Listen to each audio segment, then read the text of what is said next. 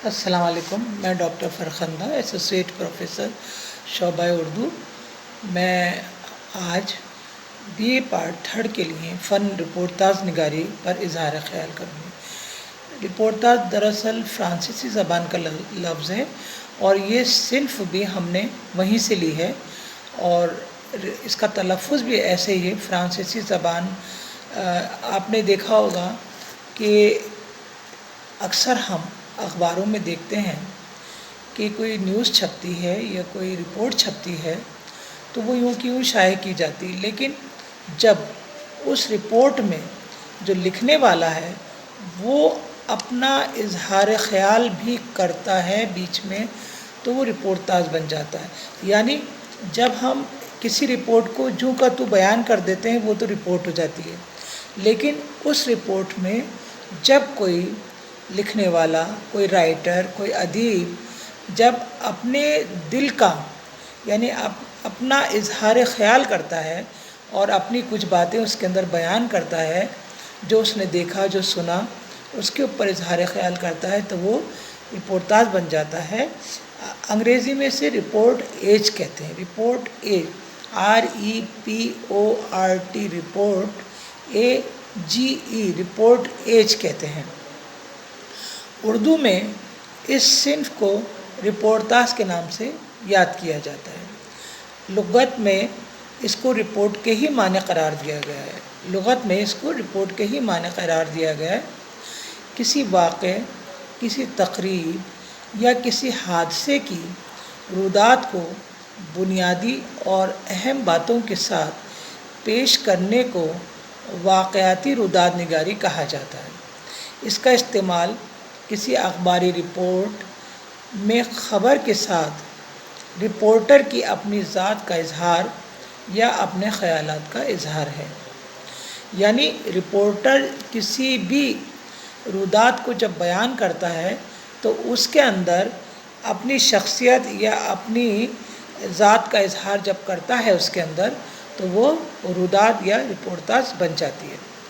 Reportage में reportage निगार अपनी शख्सियत और वाक़े के दरमियान, ये ख़ास बात है कि रिपोर्टाज निगार अपनी शख्सियत और वाक़े के दरमियान दिलकश और गैर महसूस रिश्ता जोड़कर वाक़े को इस तरह बयान करता है कि उसका मौजू और मकसदियत मिलकर वजह तसनीफ़ को नुमायाँ कर देते हैं। वजह तसनीफ़ यानी जो उसने रिपोर्ट जो भी कुछ देखा भाला और उस रिपोर्ट को उसने जब अपना इजहार ख़याल किया उसमें, तो वो क्यों किया, वो वजह तसनीफ़ हमें यानी वो तसनीफ़ वजूद में क्यों आई वो वाज़ेह हो जाता है। रिपोर्टाज निगार दाखिली और ख़ारजी, दाखिली माने अंदरूनी कैफियत, ख़ारजी माने बाहरी कैफियत। बाहरी यानी जो भी कुछ देखा वो हमने कैसे बयान किया, और दाखिली यानी हम क्या सोचते हैं उस वाक़े के बारे में, उस आँखों देखा रिपोर्ट के बारे में, उसको क्या एहसासात का हसीन नमूना पेश करता है। यानी अंदरूनी कैफियत और बाहरी कैफियत।